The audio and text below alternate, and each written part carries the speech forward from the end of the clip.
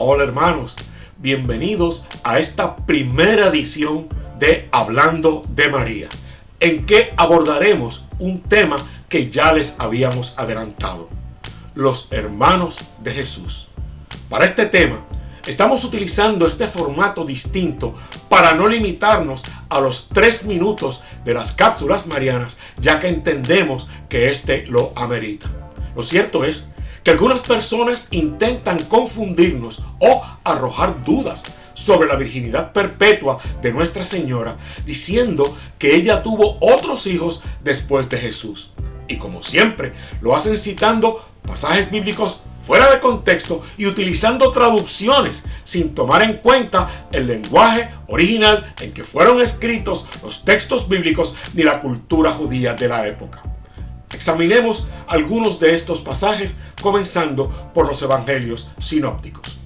Unos refutan la virginidad de Nuestra Señora, aludiendo a la mención de los hermanos de Jesús en algunos pasajes de estos evangelios.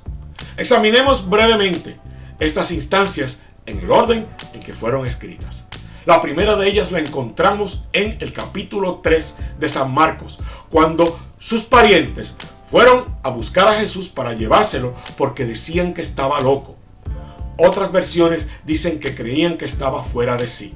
Y más adelante, en el versículo 31, se nos dice que entonces llegan su madre y sus hermanos y quedándose fuera le envían a llamar.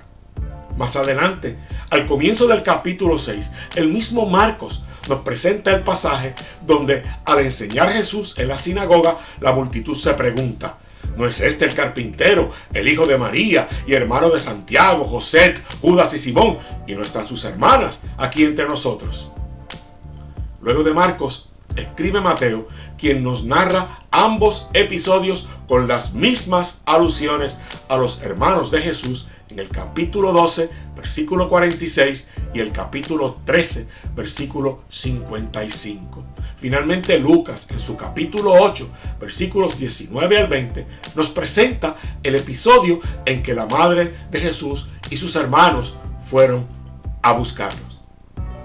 Además de estos pasajes de los sinópticos, otros aluden al capítulo 7, versículo 5 de Juan, en el que se dice es que ni tan siquiera sus hermanos creían en él. Así como el capítulo 1, versículo 14 del libro de los Hechos de los Apóstoles, que nos presenta aquella primera comunidad en oración en la estancia superior, en espera del Espíritu Santo que el Señor les había prometido antes de ascender, diciéndonos que todos ellos perseveraban en la oración con un mismo espíritu, en compañía de algunas mujeres, de María la Madre de Jesús y de sus hermanos. En la cápsula mariana, en la que tratamos el dogma de la virginidad de Nuestra Señora, habíamos adelantado que siendo el hebreo una lengua polivalente, es decir, en la cual una palabra puede tener varios significados según el contexto, la misma palabra aj es utilizada para designar varios grados de parentesco. A manera de ejemplo, en el capítulo 11, versículo 27 del Génesis, al reseñar la descendencia de Terah, se dice que Abraham y Harán eran hijos de Terah y que Lot era hijo de Harán. Por lo tanto, Lot era sobrino de Abraham. Sin embargo, tanto en el capítulo 13, versículo 8, como en el capítulo 14, versículo 16 del Génesis, el relato bíblico se refiere a Lot y Abraham como hermanos, cuando en realidad eran sobrino y tío respectivamente. Del mismo modo, hay otras citas menores, tanto del Antiguo como del Nuevo Testamento, en que se utiliza la misma palabra hermano, traduciendo aj para designar distintos grados de parentesco.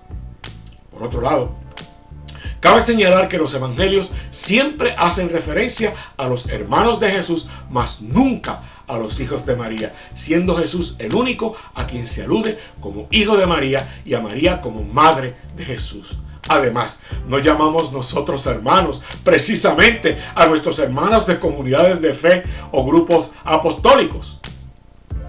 Otras personas aluden al uso de la palabra primogénito con referencia a Jesús en el capítulo 2, versículo 23 del Evangelio, según San Lucas, en el pasaje de la presentación del niño al Señor conforme a la ley, implicando que el uso de la palabra primogénito implica que hubo otros. Miren, de todos los argumentos para tratar de implicar que María tuvo otros hijos, este es tal vez el menos afortunado.